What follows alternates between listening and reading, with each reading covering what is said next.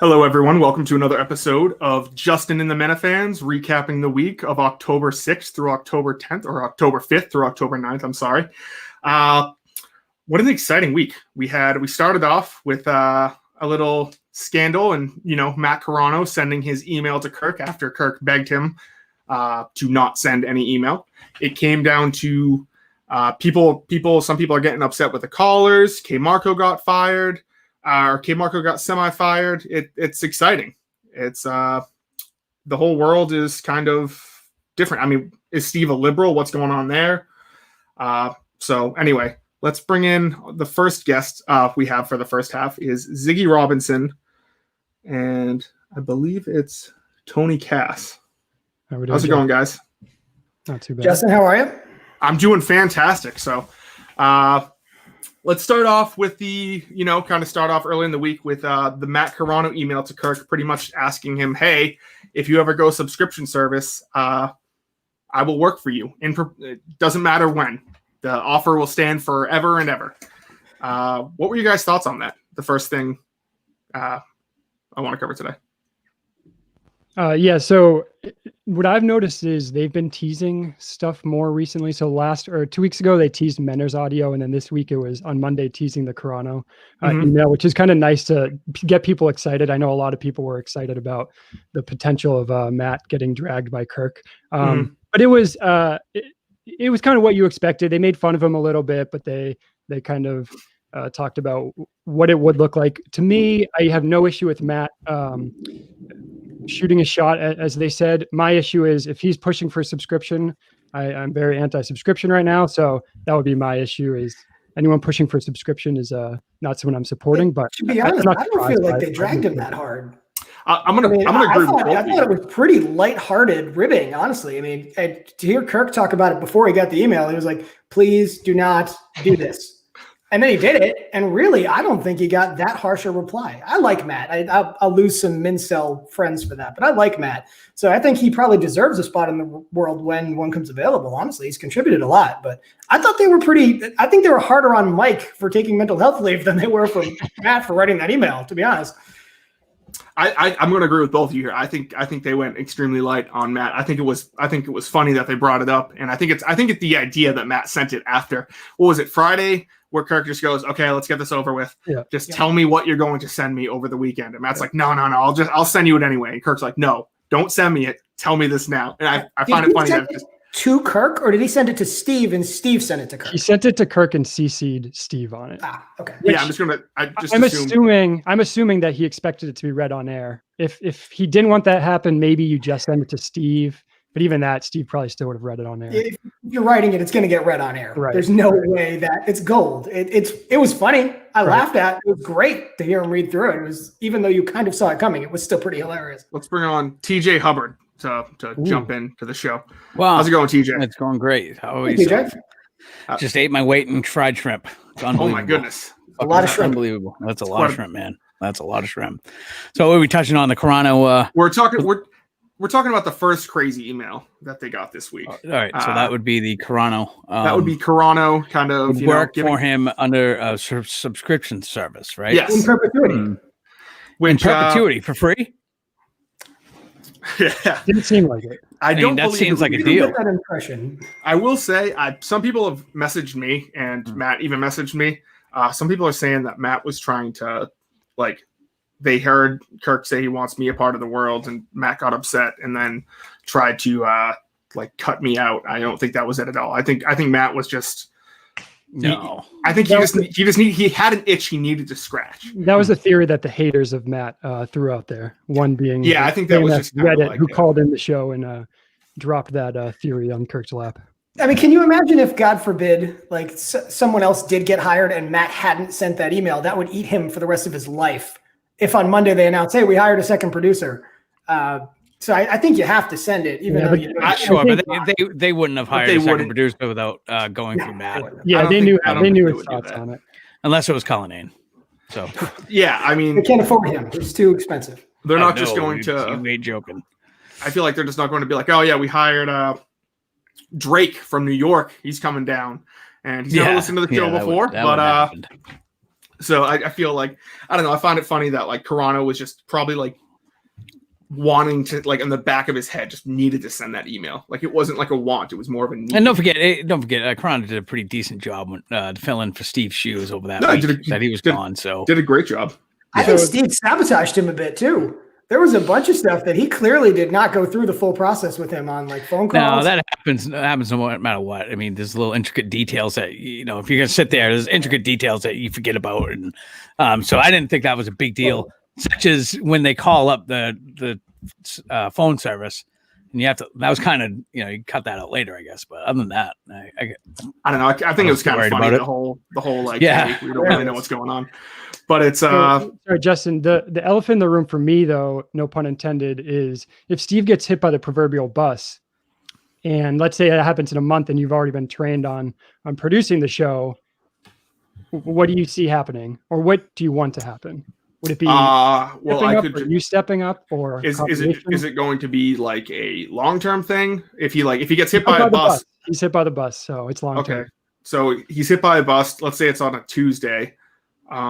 Probably, I mean, Matt probably lives further away from me. Steve probably calls me up, says, "Can you come in and, you know, produce the show?" Steve got hit by a bus, so I don't think he's calling you. No, Steve would still call me even if he got hit by a bus. Like, is Steve dead? Like, we might take a day off. If Steve dies, I think Kirk might take a day off and not go. Are you sure? Yeah. That'd be content, man. That'd be great. That'd be gold. That would like, Steve's not in anymore. Steve's dead.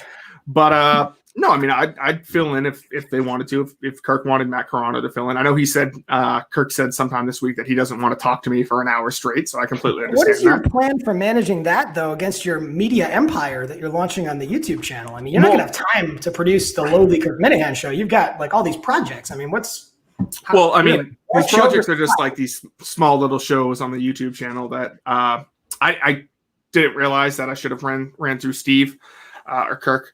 But I talked to Steve about it. So you're saying you haven't monetized them yet? Nothing's being monetized on the YouTube. Just curious. Nothing's being monetized on the YouTube.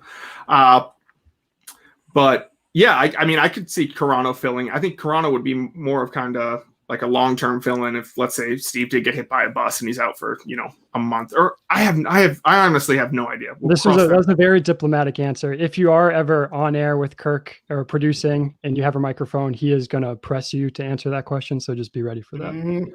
So yeah, sure. But the next point I kind of wanted to get to was about the second crazy email this week from Sideways Chainsaw Man, which very, very interesting. Jonathan Soroff, very interesting email he sent back. I thought his interview was hilarious, like, and not intentionally hilarious, just him just being like, the way they started it off with him just, you know, fumbling for his tape recorder and stuff and through all that. I thought that was the least crazy part of that interview. The tape recorder fumbling was a normal human being response. When he started talking, it became evident this person is just mentally unhinged. God only knows. I loved when they were talking about Curtatone, and he was like, we talked off the record, and they're like, can you give us a little bit? And he's like, I am a journalist. I am a journalist. University. Again, wild that he'd eat Thanksgiving dinner on a Curtatone's ass, but he wouldn't have sex with Kellyanne Conway. Just wild. But you know, with Sarah. That's the tough part. You say he's mentally unhinged. I would say he's very compelling. He is on the other side, but he's, you know, it's very an entertaining person to have on. But when you say compelling, like, does anyone take him seriously? I mean, no, I think he's just like I would say there's a good portion of the nation that would take him seriously, which is even more crazy. But hey, that's it. He's kind of like Bizarro Steve in a way. If we believe that Steve is actually not a liberal. But that's why I think it was such a fun interview, because it was like Steve and Soroff were like disgusted with each other.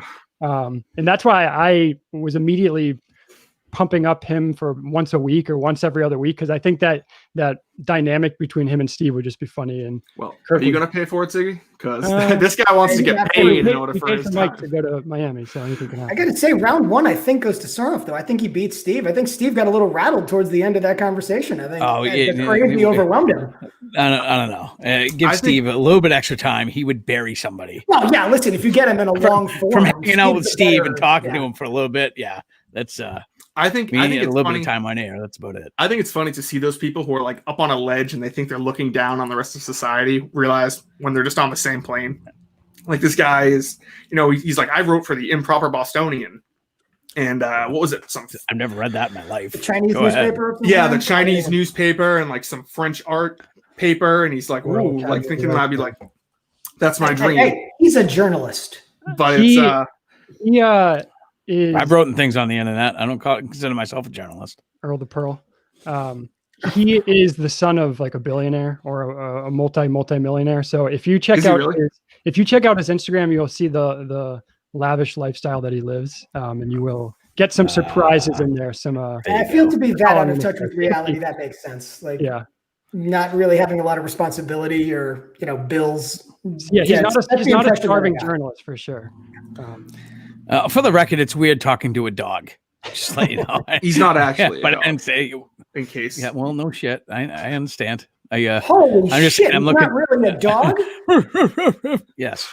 But 10 minutes without a dog pun. That's pretty good. There was something in that interview that kind of stirred some controversy in that Steve said he went marching. He went marching with the liberals. He went to a protest. And I'm surprised no one else has brought this up. I just think Steve's lying about this. Like everyone's saying like, oh, where did you go? I mean, I think he said it in the heat of an argument. And then it wasn't brought up that day. The next day, Kirk goes, yeah, some people on Twitter I saw were talking about that. And Steve's like, yeah, I was walking Ziggy and we marched in unison. I didn't really chant much. I just don't think Steve went much. I like that.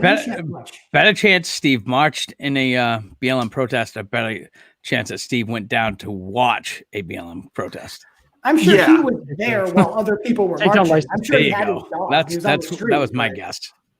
But hey, I don't know. I wasn't there. He could have watched right with him. Could be holding that big Antifa flag and waving it around. I don't know. He said his wife found out about this. I know his wife takes COVID very seriously. I think it was after the Sacco show. Like Steve quarantined from his wife for like a week or two to make sure that like no one got it. So now suddenly she's just like, oh, let's go, march in the kill all the cops parade. So I find that very hard to see. Kill all the cops parade. I've made some accusations against Steve's lies in the past, and what I've learned is you definitely need to make sure you have your facts down. So do you have any proof or evidence that Steve is lying about this other than his history of lying? I just have, the fact that his wife made him quarantine after Sacco, I feel like he's not one to go into a large crowd like that, or him and his wife are just not going to go into a huge crowd like that. I feel like Steve would have brought it up at least. Well, here's an interesting take-o. He did say his wife and his in-laws are on the show. He said that they're very liberal Democrats. Also, but so maybe he's placating to family members to say, hey, look at me. I could see that being the reality. I think the challenge becomes, and Ziggy, you raise a valid point because he will push back against anyone saying that maybe he's not being entirely factual. Mm-hmm. The challenge is this is one of those unprovable standards. Like maybe there's video out there of him marching, in which case I will say that I was wrong. However, it's one of those things. Oh, I did this. How do you prove something didn't happen? Like that random thing is like, oh, I had a peanut butter and jelly sandwich for lunch. Like there's no actual way for you to disprove that. It's kind of like that with this march. Like, yeah, okay, I guess he's insulated. But in the heat of an argument with some crazy person, it comes up for the first time ever. That stretches credibility at the very least. I'm not saying it's a guaranteed lie, but that at the very least stretches credibility. Yeah, I definitely think it's possible it's a lie because he's lied about big stuff before, like Elias, staying with Elias in Miami. That was a shocker. So it's possible you're doubting Steve's ability to lie if you don't think it's possible that he wasn't there. So I think he said it in the heat of an argument, and he's not one to back down because I feel like he thinks if he backs down that he loses credibility in future arguments, and I just think that he's not one to do that. And because that's kind of like something that you can shout out when people are like, well, why aren't you protesting for inequality? And you just say I am, and how's this Soroff guy going to back you up? But let's get back to the letter he sent. Do you think we ever see Jonathan Soroff on the show again? Ziggy, you go first. I think we will. So at the end of his interview, he said like, I'd love to do this again or anytime or something like that. And then it seems like he listened back to the podcast and heard them kind of mocking him and doubting his sources. And that's what got him mad. But it's not like he got mad and then just went away or said, don't contact me again. He spent a lot of time on that email. And he also interacted with Minifans on Twitter, which tells me he wants to be involved. It's just finding the balance of how often how much do they pay him, if they pay him at all. I'd like to say, yeah, I'll be optimistic and say he'll be back at some point. Tony? You know what? Right now it seems impossible. It does. There's just no way. You're shoving a chainsaw up someone's ass sideways. I assume it's running at the time. That wasn't specified, but I assume it's running. That said, Rich Kelleher came back on the show. Andy Mayo came back on the show. These are genuine, legitimate, Wait a second. When did enemies. Kelleher come back on the show? After that sticker incident, he called him and had him on the air. Yeah, he didn't come Yeah. back. Well, no, I mean, he wasn't live in studio, but I don't know that you're Okay. going to get Soroff live in studio. I think on the phone. But you know what? I think the enemy is, Kirk said it best, man. When that sun goes behind that cloud and it gets cold, But all I of a don't sudden, I don't think that example is comparable, because when you look at the two people you mentioned and then Jonathan Soroff, it's up to Jonathan Soroff if he wants to come back on the show. What about I'm like not- Cynthia the other Dill? two, it That's wasn't up to them. similar- I'm not. Yeah, that's true. I feel like with the other two you mentioned, it's up to the show. So I feel like Kirk would have on this Jonathan Soroff guy on Monday if he called up and said, I want to come in or I want to be on for 30 Do we know minutes. how he got on in the first place? Like what that process or why they reached out to him in the first place? Yeah, he wrote that column on Curtatone, and then he wrote another column And Trump. on Yeah. talking about how It was all satirical about Trump, right? and so they reached out to him and he said yes. I mean, good for him for coming on. But I don't think the point you made about those two people are anywhere near close to with Jonathan. No, but I think that what I mean by that, Justin, is that I think that there is going to come a point where he's going to say, you know what, I want to get back on. And you're right. That's not the best comparison, but I mean, ultimately the clearinghouse is Kirk anyway. Like I was saying, Cynthia Dill is a better maybe comparison who desperately wants to be on the show, but they don't want her. Same deal where if he I'll give you the on- comparison. I'll give you the comparison. A little WEI personality who's a pissant. Alex Reamer would be the comparison here, because truthfully, I mean, he was a nutcase, but Kirk kind of liked him. Yeah. To a certain point, even though he was all the way left, he was a little nuts. So I don't know. I could see him coming back. The EEI guy that I think that also comes to mind is Tangway, because Kirk talked about he'd have to baby Soroff to get him back on, and with Tangway, after the first or the second time he walked off the show, he really had to be babied and made promises. I'm sorry, I laughed about Tangway. I think you'll see He's Soroff gone. before you see Tangway. Yeah, He's gone. That's what I'm saying. So That's too bad. Yeah. I think we'll see Soroff. I don't think it'll be anytime soon, but I think he'll write another article, or maybe a sequel to his book will be coming out, and he wants to do he the has rounds. a reason to come on, to promote So himself. would you say not 2020? Definitely not 2020. He's not back on. I wouldn't say definitely, but I would say probably not the rest of October. Yeah, But I could probably the rest of October. You never not know. He November. writes another article and it's shitting all over Kirk or something. Yeah, I mean, he could write like a Barstool hit piece or something, and Kirk asks him on. By the way, that's primed right now. That's if ever there was a time that a shit article is going to get written, he's the guy to do it. This is the time, because if he's really as mad as he came across, he should write that article. Like, I feel like he's either going to accept the world or he's going to do a complete 180 and just be like, I'm going to take down this guy for. I don't think it's that. I don't think it's that either. Playful in some nature, because even after he sent it and after they played it, he was liking stuff on Twitter and retweeting that. Like Murchison never emailed about sticking a chainsaw up Kirk's ass sideways. I mean, there's a sense of humor there to at least a degree. Oh yeah, completely. Like I think he kind of understood it from. I mean, what was it? How did he start off? He was like, it was quoting fun, Limp Bizkit's kind of wild, if you ask me. After getting high on heroin and puking on the way down, you're coming down off of heroin. It's like, Jesus Christ. I don't know. I think that's the funniest thing I've ever seen. But yeah, so what I'm taking away from that is I don't think Steve actually marched. I think he might have seen a march happen. And I think he blurted it out in time of, passionate debate. And Steve's not one to back down. And I don't. He's probably carrying a sign that says silence equals violence. Let's go. Probably. But anything else you guys want to say on Soroff? No, I don't think so. So KMarko is gone. He is no longer the editor-in-chief. Who knows if he's still getting paid or anything like that. But did you guys listen to that podcast at all? Yeah. The Dave Portnoy show? I did. It was very interesting how he said how Coley Mick is now the new how he got that position, how he just kind of came up to him and said, hey, listen, I want to fix the Barstool blog. There's something wrong with the Barstool blog. Let me fix it. And Dave said, Coley, you've earned your stripes. You can go fix it. I think Dave fixed it, but go ahead. and then Eddie asked him, he said, does KMarko know about this?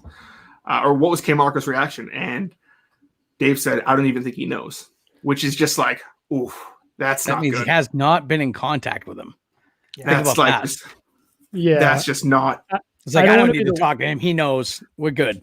Right. Because I think what actually happened is he was demoted prior to, like, he's been demoted for a bit now. Because Dave talked about that, I think last week or 2 weeks ago on his podcast, or somehow he was very upset over the right? Yeah, right. So it's not like Coley Mick was taking his spot. Coley Mick was taking an empty spot that was there because he was already demoted. But yeah, it's, either way, it's great that I honestly think he's going to quit the company in the next, I don't know, year or so, because he's clearly not valued anymore. He's been publicly embarrassed. Even in that podcast, Dave was saying like his blog output is down. And like, he's like, that's not a good thing. I don't like to see that.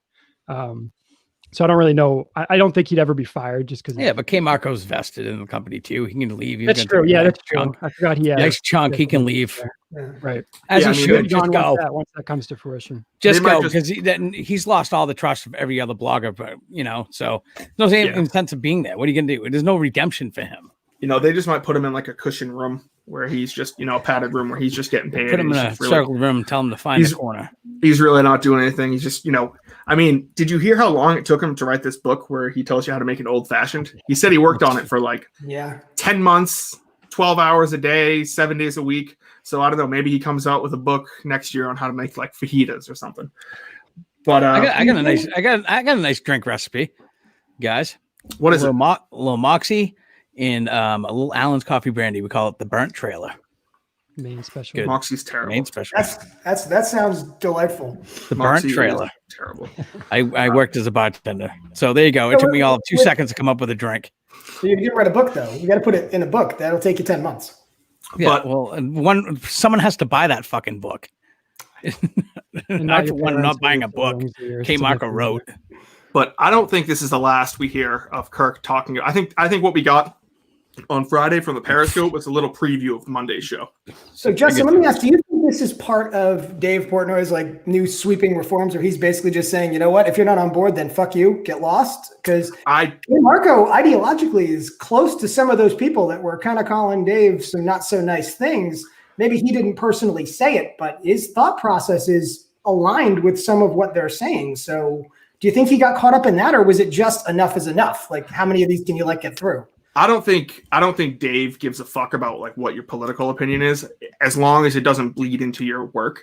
And I think he just saw that KMarko was just, I didn't even know if it was political or just him, just lack of caring. I mean, if you come on an interview and you tell someone, yeah, I don't really know why I'm doing my job. I really don't like it. It's I just kind of stuck around and I just kind of got grandfathered into the position. I never asked for it.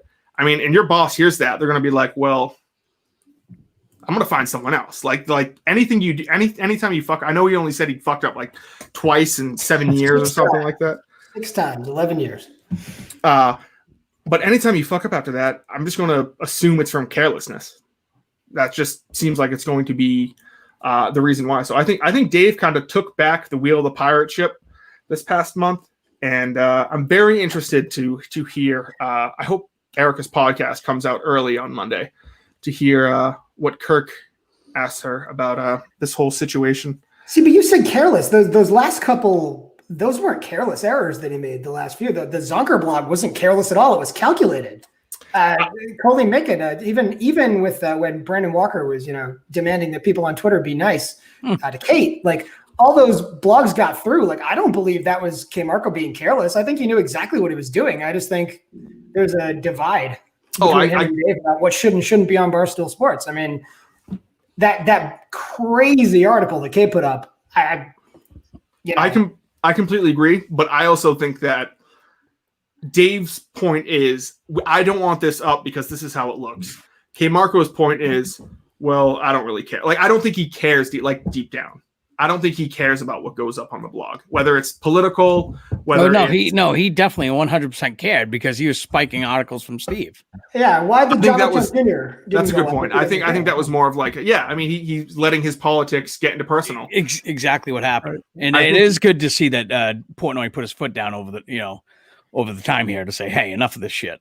I think Portnoy's podcast is great, where he's just talking about, like, he'll just call out people. I think he called up what's that guy's name? Page Views. He called him up. He was in Florida, and he's like, "What do you do?" And I just find that hilarious. Right now for work? Just to that project to hold people accountable is electric. The beginning of it was like listening to Jordan Belfort in Wolf of Wall Street, where he's talking about, like, he's screaming, or he's talking about how you're screaming at the head of Penn, or the second in command. Oh yeah, how he said, you don't talk. He's like, don't talk to me like this. And he's like, I'll talk to anyone like that. Like, I'll tell the CEO, like, don't tell him to ever talk to me like that again. Like, if I call, what do you say? If I called you, you better call me back within 2 hours, and it better not because I'm the one who's initiating the call back. But did you see his Periscope today where he absolutely body bagged? Yes, Peter I did. Jesus, I did see that. That was a tough podcast to listen to. I listened to it. It sounded so scripted.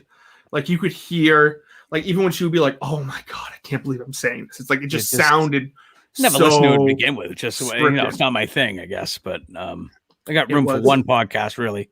And then she started going off about pregnant woman. The whole thing was just fucking very strange. Very, very strange. It's that strange. cadence of speech where she's very deliberately delivering the message in a certain way. And it's just like, oh my God, spit it out. Talk like a normal person, please. Like, incidentally, like, this show one for Sophia Franklin really should have been interesting. That had a lot of potential to be good if she had any talent. It's pretty clear that's not the case. But, like, wouldn't you want to hear if she was being both honest? Of them, Alex and Sophia, all they had to do was talk about pussy. That's it. Anything other than that, and anything else, play. That's it. No, I'm out. You want to talk about that? That's why their podcast was the top female podcast. Because they talked about. Isn't it still? Things. It's still pretty highly rated. Yeah, with just Alex. Yes, Call Her Daddy is, like, I think 8th in the world right now. Yeah, because they still talk about that. That's Sophia podcast is number 1. That's because the first episode came out yesterday. But it's I just feel like people don't want to hear this feel sorry for me. Yeah, I want to hear out and be like, I'm a bad bitch. This is why. I didn't listen, but she didn't bring up Superman, right? She brought him up she said, if you think that I'm going to let a man dictate what I do, you are fucking insane. And it's but we're all insane, I guess. But she never said Peter Nelson, and she never said Superman. She only vaguely referenced some dude. Yeah, so she's like, if you're gonna think I'm gonna bad instincts, because Dave's gonna respond if you talk about Dave, so you should get at least make sure the facts are out there, so it's easy for Dave to just say that's just not true. That's not how it happened. But that kind of goes on to looks like Sirius is done. I mean, Kirk had a 3-week run on Sirius. It was fun. I liked it. I enjoyed it. But it looks like all of Barstool might be done with Sirius pretty soon. I think Dave said that the contract ends January. Yeah. So it'll be interesting to see how shows like the Yak and maybe how if they do decide to kind of wild thought, launch a competing company to Sirius. Oh, that'd be tough. That'd be tough right now to be trying to get all this gambling stuff going, and then you're launching another. Listen, how many subscribers do you think you get if it just comes in? You call it something Sirius Radio. It's not Sirius Radio, but something Barstool Radio, and it goes into some of these places. Oh, I'd like to download that, and you can download that onto your new car instead of Sirius. I think they might come out with like a Barstool Gold kind of thing. Because I would subscribe to it. Where they play those shows like on Barstool Gold. And not to one thing I do miss about Kirk is the actual live show. You know what I mean? Like I used to wake up at 6. I make sure I'm up at 6 listening to stuff all the way to 10 o'clock, have it on, working, doing my thing, and it was live. Yeah. I don't mind listening to the podcast at all either. I'm just saying the live portion, I don't know what's missing from that for me. Either it's like spontaneity on subjects. Not quite sure, but I would love to have, go ahead, launch a competing company. There's only one satellite radio company, right? Correct. Yeah, they merged. Well, that's a monopoly to me. What's wrong with competition? I don't know. I think it'd be tough to try to, jump in and try to take over the satellite radio business as you are currently taking over the whole gambling world. See, I don't know if you need the satellite radio infrastructure. I think the premise is down, though. Barstool Gold, call it whatever you want. Make it stream on a mobile app. They could do that. I don't understand Sirius on this one at all. I know that crap about Howard Stern and 120 million is bullshit. But if we're being honest, like, why would you not pay Big Cat or Portnoy? I mean, let's be honest. More people under 50 definitely know who Dan Katz or Dave Portnoy is than friggin' Howard Stern at this point. I mean, it's just unlistenable for large segments of the show. They're paying him like how much money right now to do it via Zoom? I mean, the audio quality is not even that good. Dave and company could launch their own friggin' streaming app tomorrow and bring over every listener that was a Sirius subscriber to Barstool Gold. I could throw a lineup at Barstool from 6 a.m. till 8 o'clock at night that would crush any radio, any local radio, any Sirius radio, any talk radio, anywheres. And by the way, if professional sports had any brains, they'd partner with Barstool and say, hey, do you want to broadcast whatever game X on your network and have friggin' Dan Katz comment on it or whoever? No shit. You imagine potential. Tony, this is the best thing you've said all night. Not because I love Big Cat, but can you imagine Big Cat and PFT doing a Monday Night Football game? Be fucking phenomenal. Oh, I don't know if you guys watched the stream. So like the Yankees-Rays stream last night, I went back and watched like the last 3 innings just to see their reaction and see Big Cat kind of like trolling the Yankee fans. And I agree. If they can figure out that tech or get the buy-in. Oh God, that'd be great. Imagine making fun of the other team live on the broadcast. That'd be tremendous. No, you get the Bears playing the Jets and you get KFC and Big Cat next to chairs. Yeah, and they're just going to yell at each other's faces. They're going to gloat to each other. And it's going to be, one's going to be crying, hey, that's fine. But I think that is what I would listen to. I know there's FCC rules where like announcers aren't allowed to bring up like the lines and stuff and like over unders, but I think all that should just go away and you should have announcers who want the over. Like, I feel like it would be hilarious if like Tony Romo was like, let's hope they go for 2 here, Jim. No, Jim. Ooh, I got 10 grand on this. Ooh, yeah. Jesus. And it's like, that's but no, shit. Getting back to competing, I just don't think radio is just the way of the future. I think the way podcasts are going, I think there's going to be a live element to podcasts soon Oh, that's the thing. You got to intertwine the two. If you can get a live podcast where it's not even on a 5-second delay, it's instantaneous. I mean, I don't know why radio, I like that. Not like the radio.com app. No.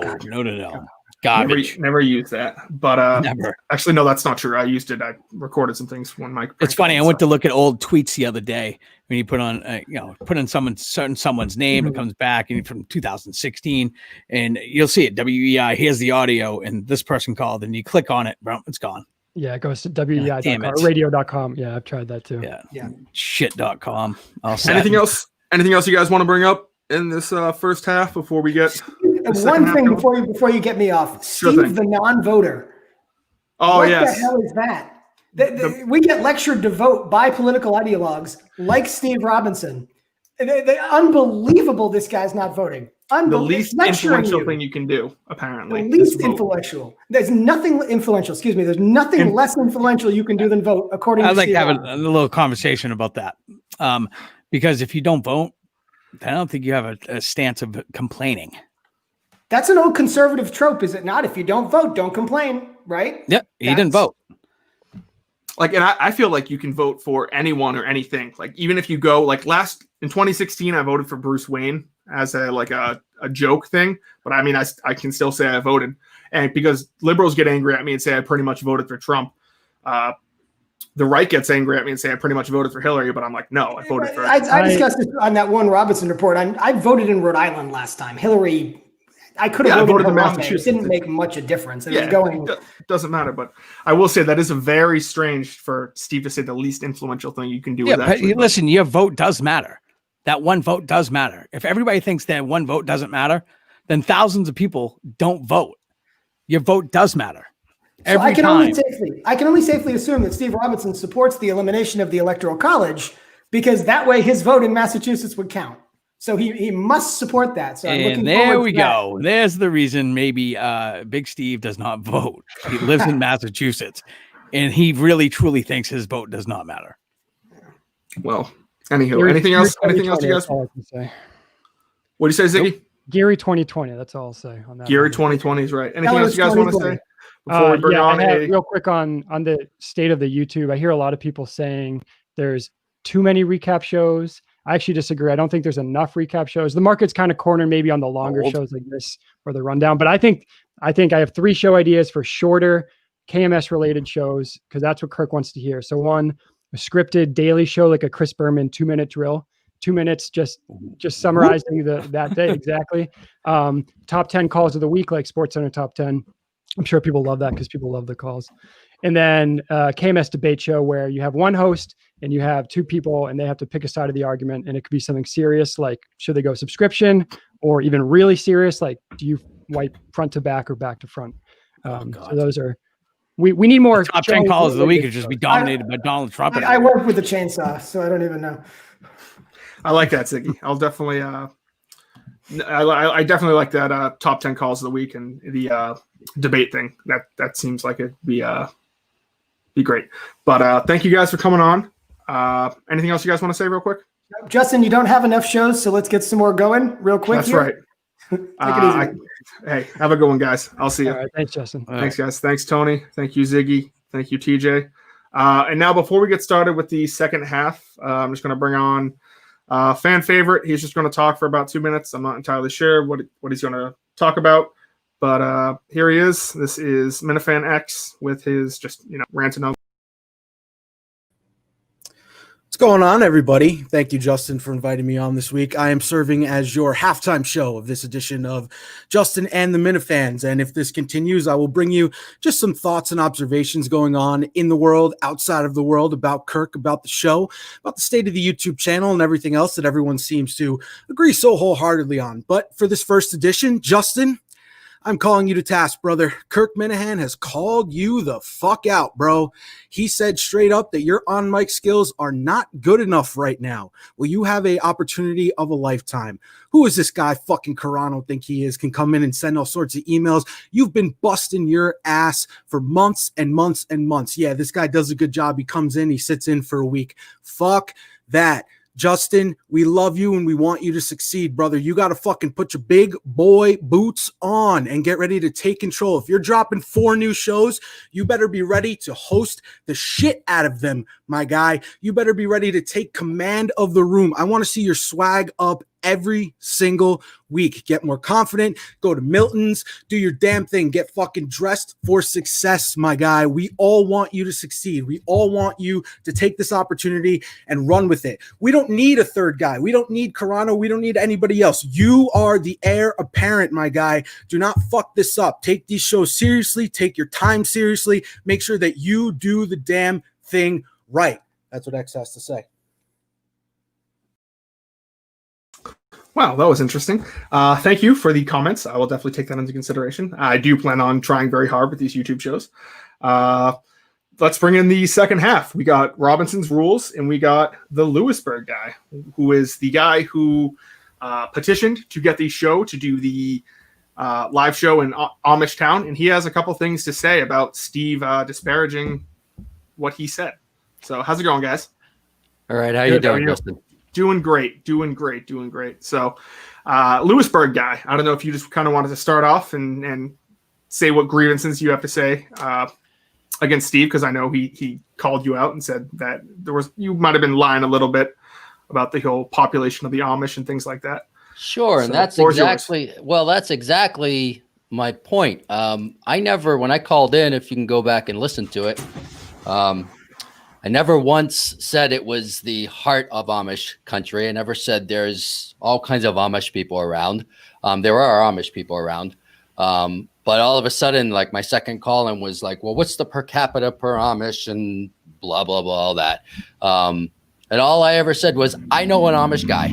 I can get us rides on Amish buggies, and there's Amish in the area. That was all I said. So, and I know what was pushing that. I mean, Steve liked some of that content going on, but he said immediately people were DMing him and sending him messages. Just some cunty people who wanted to kind of just shit on my parade a little bit. But that's, hey, if we can get the live show here, even in the spring, I can guarantee I'll get us on an Amish farm and we can have some good times. That's a Lewisburg guy guarantee right there. That's a guarantee. You can get us on an Amish farm. Yep, that's a guarantee. Because I know it doesn't look like the next live show is going to be Madawaska, just because it's getting colder. Drive-in movie theaters are going down. I think Massachusetts just opened up to I think it was like 250 people are allowed at like indoor venues now. But still, that's nowhere we would draw, or the Kirk show would draw that. They had more people go to the vigil than. Yeah, you have to do it outside. It has to be done outside right now. And I think it'd be difficult to. I don't know. Maybe we'll do something in the middle of a blizzard. Who knows? But Robinson's Rules. What are your thoughts on the next live show? And do you think Lewisburg would be a good place? Do you think? I think Pennsylvania would be a great place to go. Yeah, I think Pennsylvania would be great. It always has to have that element of something new and different. So, the first Madawaska trip, giant frozen lake, someone's going to fall in and die. Lewisburg, you got the Amish, buggies and all that, that kind of stuff. I think would be a great addition. If we do, if it happens in Lewisburg, we need to kind of find that, Stacy from Lewisburg character to kind of help us. The characters of the locations are just as important as the physical location itself. I 100% agree. I think I think we could find a Jake Upper. The only thing would be difficult is trying to get them on the phone or. Well, that's just it. Like Tim from Kent was saying, I should get one on the phone or get some pictures. Well, I can tell you right now, you're not getting any pictures of Amish. To them, that's vanity. They will turn away. Even the person I know that will give us rides, you try to take a picture, they'll turn away. That's against their religion. They don't do that. Yeah. But there's Mennonites. Now, Mennonites are like the next step up above. They have their cell phones in their cars, and so you could get a Mennonite on the phone, Mennonites to talk, and they have that thick accent and all that. I mean, you really can't tell the difference, quite honestly. Nice. So, is there any other? I know we kind of went over a bunch in the first half. Do you guys have any other ideas on or takes on like the Corona email, Jonathan Soroff and his chainsaw? I heard you guys talking about that, and the question whether or not the chainsaw would be running was interesting. It's like he's overthinking that one a little bit. I think there's a purpose for a chainsaw. Yeah. I feel like if it's not running, it would be more painful. I would assume it would be harder to insert as well. One point I wanted to get into was the Thursday show where Big Cat called in. That was kind of like Big Cat was in the third seat. I don't know if you guys noticed that, but he was on for a good 45, 50 minutes, the length of one show. Is that something you guys would be interested in going forward? Like kind of like a Big Cat, or maybe like switching off Big Cat KFC, or having someone call in every week, and maybe when Jared can't come in, the Thursday show is Steve, Kirk, and then a Barstool character for maybe half the show. Yeah, I'm a big fan of Big Cat and KFC. Big Cat's great on the show. I mean, he just rolls with the punches and can talk about anything and isn't afraid to laugh and to mix it up a little bit. I think KFC would do the same thing. Yeah, he's hilarious, and it's like, I think they said something how he's so grounded. I forget who said that. He's just completely grounded. He for the position he has, he's going on Ned Snark's show. I mean, you know what I mean? You could probably get him on this one. He's great, and he's just so down to earth, and he has a very good back and forth with Kirk. Very good. So it's very entertaining. Yeah, they're great together, and I do kind of like when not necessarily. I don't like when, like I said, when Steve takes a back seat, but I do think it's interesting when Kirk just kind of grabs control of a conversation, and it's really just like a one-on-one, especially with the Rivals podcast guy earlier this week. That was just like. Well, Steve couldn't chime in on that one. I know. Yeah. That's what I mean. It's just like when Kirk's interested in the subject and the other guy's interested in the subject, and it's not necessarily a fight. I mean, don't get me wrong. I love the fight they have when they bring guests on, but it's a good like parallel to hear the them just talk about something that they're both passionate about. I mean, I think Kirk's brought up Van Halen many times before. This guy was a huge Van Halen fan. I don't know if they lined it up before Eddie Van Halen died or it was after he died, but I'd love to hear, even if he was like a semi-regular guest. I think it's good to hear people on the same level as Kirk when it comes to music or movies or something, because that's not really something we get. It's not something that Steve gets. I mean, Steve can't name, if you show him a picture of Tom Hanks and Tom Cruise, he can't tell you which one's which. And, what was the one he just this week he who was Courtney that? Cox and Courtney Love. Had no idea. Courtney Love is on Friends. Yeah. But I think it's interesting when we get kind of like that, those kind of like Enough About Me interviews where it's more of a same playing field, not kind of like. I do think it's funny when these things come up and Steve thinks that Courtney Cox or Courtney Love is on Friends and these things like that. But it's I could definitely see more interviews in the future where there's like a guy who does a Bruce podcast, and they come on and talk about certain things. And obviously, like when they have a political person, that's kind of Steve's avenue. Steve knows probably like as much as Kirk when it comes to that kind of stuff. But I do think it was really cool, and I think a good tribute to Eddie Van Halen when they brought that guy on from the Rivals podcast. So yeah, that was great. Yeah, it was a good get. That was just and the last subject I wanted to kind of touch on before I wrap things up is I know there's been some controversy this week about some people calling in and not liking the phone calls and saying that, the phone calls suck. My big thing is if you don't like the phone calls, you can just stop listening. Like there's no, like this isn't homework. It's not, it's like if you're not being entertained by it, then why are you listening to it? There's a million other podcasts to listen to. But I think the thing is that people like they are entertained by it, but they just find it that it's something that they could pick on. It kind of gives them a place in the world to be someone to talk shit. So what are your guys' views on the phone calls? You guys for pro phone calls, anti-phone calls? Think the phone calls should be screened? I'm kind of anti-screening. I like the spontaneity of it. Obviously we all enjoy, the top callers, Drunk Greg Hill, Donald Trump, Barron. But I kind of enjoy the crappy ones too, because it kind of gives, I like when the phone call's just not going anywhere and Kirk just kind of starts chuckling about it, and then it's like anything else. Yeah, I like the Suck My Dick book review he gave this week when the guy's like, I'm just getting back into reading. What book do you think I should read? Kirk's like, write this one down. It just came out. It's really good. Suck my fucking dick.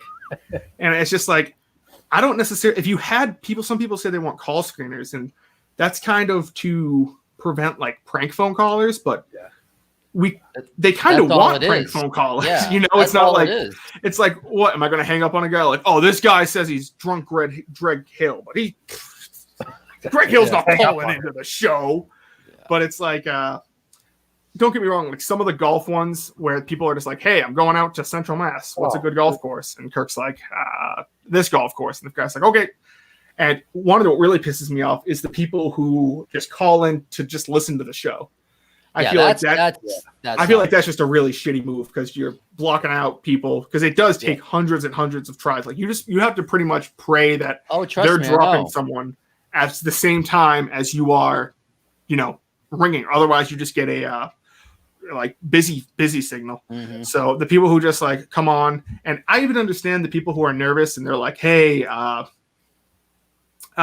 was going to do this bit, but I really can't do it right now because I'm standing out in public and I'd look like an idiot, if I try to be Ellie Schnitt's heroin dealer or something like that. But I even think those are funny. But the ones who just hang up as soon as they get put on, it sucks. Yeah, that's stupid. It's going to happen no matter, you put that phone number out there on Twitter, who knows how many eyes are seeing it. And people are they want the edge. They want to get their Kirk fix as soon as possible. So if they can, I'm sure Howard Stern had that happen to him when he did Callers 30 years ago. I think everybody that has anything that somebody wants, they're going to try to get it as soon as they can. And just look at what the Callers bring us. I mean, this week you had the whole, that's what I want to talk about. The whole, what was it? The Megan controversy where this girl was having her brother and her dad slave away in his backyard installing a new lawn while they're up in Maine. I have no problem. I think family members should help each other out when it comes to landscaping, especially big projects like that. But so help me God, if any of my siblings or my parents were having me do something, I love working out in the yard. I love doing yard work. But if they were on vacation and they asked me to do this, I would flip shit. Especially if you're doing something like installing a new lawn, which is not like mowing the lawn. It's not like, hey, can you mow the lawn while I'm out? No, if you're putting in new sod, that's tough. It's like, okay, either you should be getting paid or you should be getting something.